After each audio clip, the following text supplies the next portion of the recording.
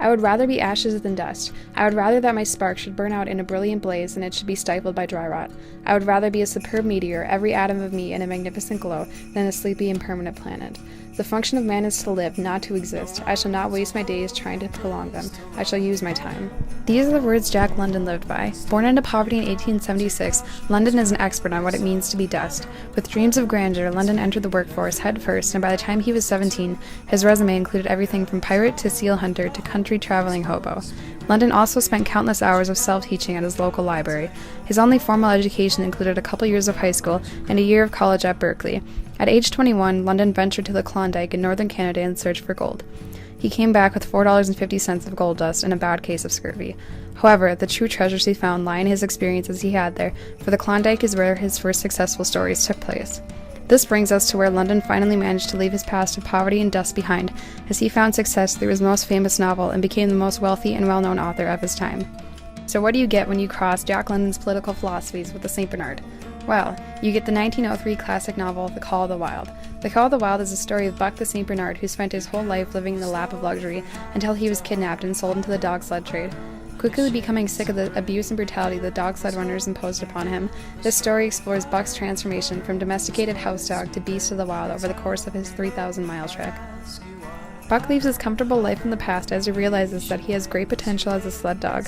He works his way up through the ranks and rediscovers his primal instincts through brutally fighting the other dogs and eventually killing the lead dog Spitz to take his position as leader of the pack.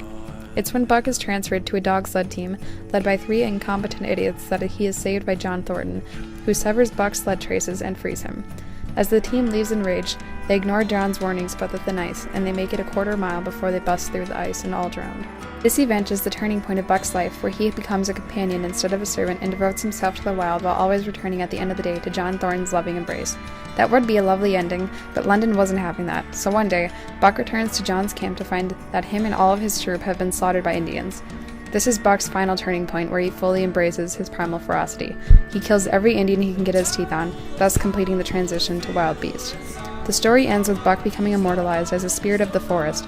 He becomes the leader of the wild wolf pack and has effectively answered the call of the wild. Okay, so now you get the gist of things. So how does Thomas Foster's How to Read Literature Like a Professor, a book written literally 100 years after The Call of the Wild's release, play into this? Frankly speaking, it does in like every possible way. The chapters that I feel are most relevant, however, are Every Trip is a Quest except when it's not, It's All Political, If She Comes Up It's Baptism, and Is That a Symbol? Okay, first off, Every Trip is a Quest. Here Foster lays out the equation that makes for a true quest. We need a quester. Okay, easy, that's Buck. Next, we need a place to go. Alright, cool, the Klondike region. Then a reason to go. This one's a little tricky. Since Buck has been kidnapped, some may argue that it's not his destination. But as Buck decides to devote himself to his new lifestyle, making it to the Klondike is just as much his goal as it is the dog sled runners. Alright, check. Now, we need some obstacles to overcome. Well, for starters, there's incompetent dog sled runners, struggles among the hierarchy of dogs, illness, and brutal weather. Lastly, Foster declares there must be a true reason for the quest, and that reason is always self-knowledge. Buck's transformation from house dog to revered leader of the wild wolf pack and complete abandonment of domesticity for the wilderness clearly illustrates Foster's last requirement. Next, we have It's All Political. Like I mentioned earlier, London was no stranger to labor. His hard-working roots instilled in him an affinity for socialism and respect for the working class. London lets this show by portraying Buck as willing to abandon his previously comfortable but effortless life for a life of hard work and glory. His hard work is rewarded by getting him to the top of the dog sled pack, and eventually to the top of the entire Klondike food chain, above the Indian inhabitants and all.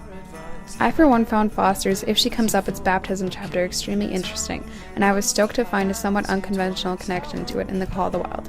Although it's not Buck who goes underwater, while Buck watches from the safety of John Thornton's camp, the former sled team breaks through the ice and drowns, and Buck is symbolically born again as a free dog and as a loving companion to John Thornton, as opposed to a source of labor for the sled team. Next we have the chapter Is That a Symbol?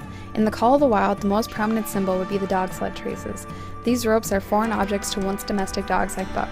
However, once placed in them, all the dogs are connected, and so are the human dog sled runners, symbolizing the team working towards a common goal. However, as Buck learns the ways of the hierarchy of the pack, the traces symbolize something new. When Buck kills Spitz, he earns the lead dog spot, and the traces no longer symbolize the duty Buck holds to the people, but they symbolize his newfound superiority and power over his pack. Even further, when John Thornton cuts Buck's traces to free him from the incompetent Dog Sled team, Buck's obligations to the humans and dogs alike is severed, and he is able to instead devote himself to the wild. No longer a servant, but a companion, and no longer bound by the traces, he is able to reach his full potential. As far as literary merit goes, The Call of the Wild stands the test. This book is timeless. The themes it communicates will hold true for centuries. As long as Darwin's idea of survival of the fittest sticks around, Buck's kill-or-be-killed filled adventure will maintain its literary merit. Call of the Wild is also timeless in that it can be enjoyed and appreciated by people of all ages. It wasn't for a time the most popular book in the world by targeting only a specific age group. This story is relevant to all walks of life. Lastly, London asserts literary merit with this story's uniqueness. It is told in an omniscient third-person point of view that uniquely focuses on a dog and his thoughts and experiences. This technique was a new take on point of view, and one that is extremely hard to successfully achieve.